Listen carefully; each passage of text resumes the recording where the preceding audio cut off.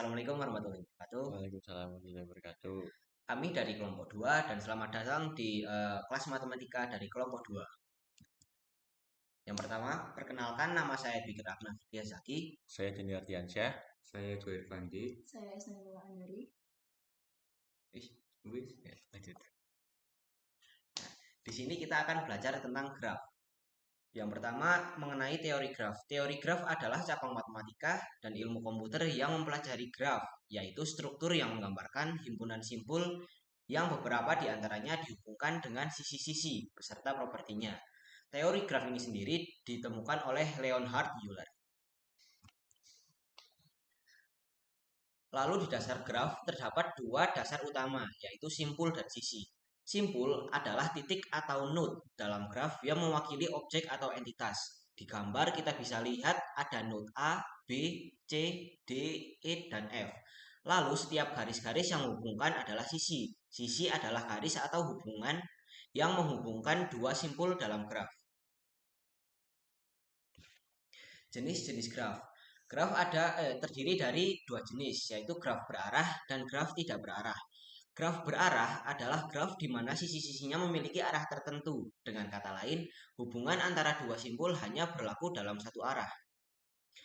Dalam gambar kita bisa lihat bahwa setiap garis ada arahnya tersendiri. Lalu graf tak berarah adalah graf di mana sisi-sisinya tidak memiliki arah. Dengan kata lain, hubungan antara dua simpul bersifat dua arah atau mutual. Dalam gambar kita bisa lihat bahwa setiap garis-garisnya tidak ada arahnya sama sekali. Jadi setiap garisnya bersifat keluar dan masuk atau mutual. Lalu relasi dalam graf. Terdapat dua relasi dalam graf, yaitu bertetangga dan bersisian. Dua simpul akan dikatakan bertetangga jika ada sisi yang menghubungkan kedua simpul tersebut. Seperti yang kita bisa lihat dalam gambar, titik V5 atau simpul V5 dengan simpul V4 yang dihubungkan oleh E. Kedua simpul tersebut bertetangga. Yang kedua, bersisian. Sisi dikatakan bersisian dengan simpul jika sisi tersebut berasal dari atau berakhir pada simpul tersebut. Sisi E berakhir atau berawal dari simpul V4 dan V5. Lalu selanjutnya ada simpul terpencil. Simpul terpencil yaitu simpul yang tidak memiliki sisi yang terhubung dengannya. Pada gambar di bawah bisa dilihat simpul 5 adalah simpul terpencil karena tidak berhubungan dengan sisi manapun. Lalu ada derajat graf tak berarah. Derajat dalam graf tak berarah adalah jumlah garis yang terhubung pada suatu simpul. Pada gambar di samping kanan eh, derajat simpul 1 yaitu ada 2. Derajat simpul 2 berjumlah 3, derajat simpul 3 berjumlah 3, lalu derajat simpul 4 berjumlah 2. Selanjutnya, derajat graf berarah. Dalam graf berarah, terdapat dua jenis derajat untuk setiap simpul. Ada derajat masuk, yaitu jumlah panah yang masuk ke simpul tersebut, lalu ada derajat keluar atau out degree, yaitu jumlah panah yang keluar dari simpul tersebut. Lalu bisa dilihat pada gambar di samping, terdapat graf G4. Derajat masuk pada simpul 1 terdapat 2. Lalu derajat keluar pada simpul 1 ada 1. Lalu derajat masuk pada simpul 2 ada 2. Derajat keluar pada simpul 2 ada 3. Selanjutnya derajat masuk pada simpul 3 ada 2. Derajat keluar pada simpul 3 ada 1. Lalu derajat masuk pada simpul 4 adalah 1. Dan derajat keluar pada simpul 3 sini ada kesalahan, yaitu derajat keluar pada simpul 4 ada 2. Selanjutnya ada lintasan dan sirkuit. Lintasan adalah barisan berselang-seling simpul-simpul dan sisi-sisi yang menghubungkan simpul V0 dan Vn yang panjangnya n.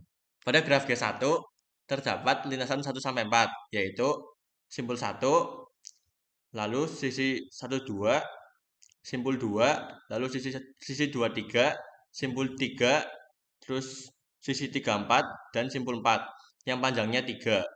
Atau lintasan 1-4 seperti simpul 1, sisi 1-2, simpul 2, sisi 2-4, dan simpul 4 yang panjangnya 2. Selanjutnya ada sirkuit atau siklus. Sirkuit atau siklus adalah lintasan yang berawal dan berakhir pada simpul yang sama.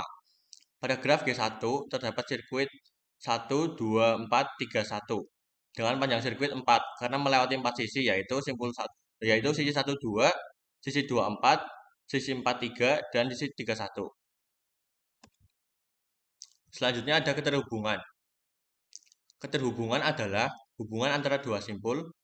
Kedua simpul dikatakan terhubung apabila terdapat lintasan dari simpul satu ke simpul lainnya. Terdapat istilah graf terhubung dan graf tidak terhubung. Graf terhubung adalah graf yang setiap simpul VI dan VJ dalam graf tersebut terhubung untuk setiap I dan J. Selain itu, graf dikatakan tidak terhubung. Pada gambar, graf di samping kiri adalah graf terhubung, sedangkan graf di samping kanan adalah graf tidak terhubung. Selanjutnya ada upah graf. Upah graf artinya adalah graf bagian dari graf awal. Jika terdapat graf G sama dengan VE, maka upah graf G1 sama dengan V1E1 jika V1 merupakan anggota dari V dan E1 merupakan anggota dari E. Atau dapat dikatakan graf bagian dari G adalah potongan graf tersebut. Bisa dilihat seperti pada gambar di bawah ini. Pada gambar A terdapat graf G1. Lalu pada gambar B itu merupakan sebuah upah graf karena graf tersebut merupakan bagian dari graf G1. Nah, selanjutnya ada komplement upah graf. Komplementer dari sebuah upah graf adalah graf yang memiliki satu simpul yang sama seperti upah graf dan dua sisi-sisi yang melengkapi upah graf, yaitu semua sisi yang tidak ada dalam upah graf tetapi ada dalam graf induk G1. Bisa dilihat tadi seperti pada gambar A itu ada graf G1, lalu B upah graf dari G1, dan C itu komplementer dari upah graf, yaitu sisi-sisi yang tidak ada dalam upah graf pada gambar B.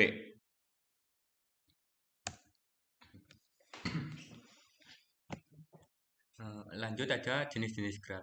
Yang pertama ada graf berbobot. Merupakan graf yang setiap sisinya mempunyai bobot atau nilai. Seperti yang di Google Map, sisinya menggambarkan nilai atau jarak. Contoh dilihat di sisinya ada sebuah nilai. Sisi A ke B 12, A ke D 10 dan lainnya. Selanjutnya ada graf lengkap. Merupakan graf sederhana yang setiap simpulnya mempunyai sisi ke simpul lainnya. Ditulis dengan notasi KN, N adalah jumlah simpul. Contoh, di sini ada simpul, simpul apa namanya? Ada simpul terus bakal berhubungan ke simpul semuanya nih. Ke sini berhubungan, ke sini berhubungan, dan ke sini juga berhubungan. Selanjutnya di simpul yang kedua, anggap aja ini simpul kedua juga berhubungan ke simpul ke sini, ke sini, ke sini. Jadi simpulnya berhubungan semua. Lanjut ada graf lingkaran. Merupakan graf yang setiap simpulnya berderajat 2 atau memiliki sisi yang terhubung 2. Ditulis CNN adalah jumlah simpul. Bisa dilihat di pertama ini, anggap aja ini simpul 1 bakal mempunyai derajat 2 yaitu ke sini dan ke sini. Mempunyai 2 derajat. Begitupun simpul yang lainnya mempunyai 2 derajat ke sini dan ke sini. Yang selanjutnya ada graf teratur. Graf yang setiap simpulnya mempunyai derajat yang sama. Apabila derajat setiap titik adalah R, maka graf tersebut sebagai graf teratur derajat R. Maka graf lingkaran juga bisa disebut dengan graf teratur karena setiap simpulnya memiliki derajat yang sama. Makanya graf lingkaran bisa disebut dengan graf teratur. Ya, lanjut ada representasi graf. Matrika tetanggaan berfungsi untuk mereferensi hubungan antar simpul-simpul dalam graf. Dalam matriks ini, hubungan antar simpul ditandakan dengan angka, yaitu 0 jika tidak ada hubungan atau lebih dari 1 jika ada hubungannya. Misal loop, maka ditulis 2 di matriksnya. Ini contoh yang pertama ada simpul 1. Di simpul 1 tidak berhubungan dengan 1. Yang pertama ditulis semuanya di sini simpulnya kan ada 5. Maka ditulis ke bawah 5, 1, 2, 3, 4, 5. Begitupun ke kanan 1, 2, 3, 4, 5. Yang pertama ada simpul ke-1.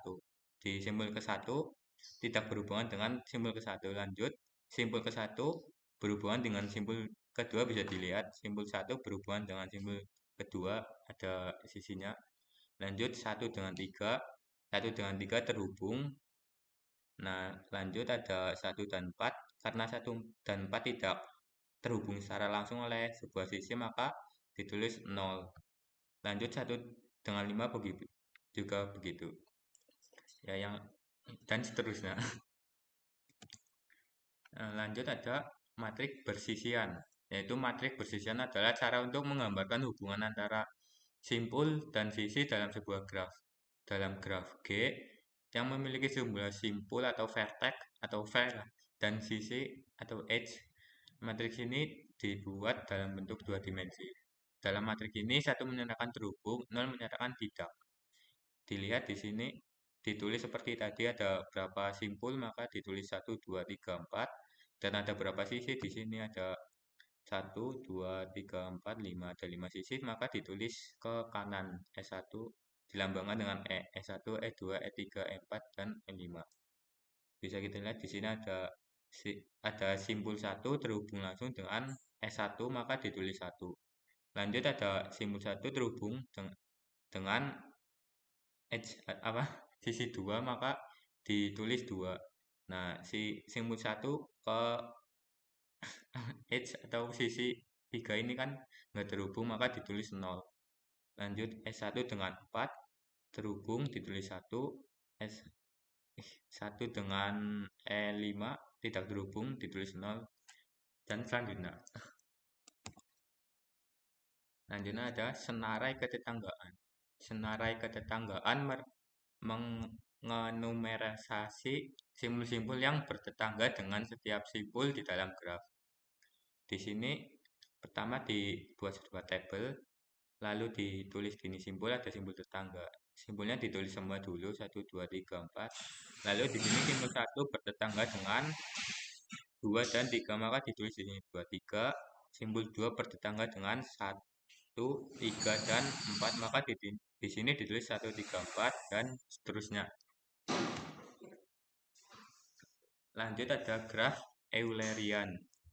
Lintasan Euler adalah lintasan yang melalui masing-masing sisi di dalam graf, tepatnya 1 kali. Nah, contohnya di sini lintasan Euler pada graf A adalah dari 3 ke 1, ke 2, ke 3 lagi, lalu ke 4, lanjut ke 1. Yaitu sudah melalui masing-masing sisi yang ada di graf, tepatnya 1 kali. Lanjut ada sirkuit Euler. Sirkuit Euler apabila lintasan tersebut kembali ke simpul asal membentuk lintasan tertutup atau sirkuit. Maka lintasan tertutup itu atau sirkuit yang melewati masing-masing sisi tepat 1 kali. Contohnya di sini sirkuit Euler. Dimulai dari 1. Nah, dari simpul 1. Dari simpul 1 lalu ke simpul 2, habis ke simpul 2 lalu lanjut ke 3, 3 lalu ke 4, lalu ke 7, lalu ke 3 lagi, habis itu ke 5, lanjut ke 7, lalu ke 6, habis ke 6 ke 5 lagi, lalu ke 2, habis ke 2 ke 6, lanjut ke 1. Nah, di sini kan kembali ke simpul pas mulainya. Intinya gitu, sirkuit Euler. Yaitu sirkuit Euler apabila lintasan tersebut kembali ke simpul asal. Tadi mulai dari simpul 1 dan kembali ke simpul 1.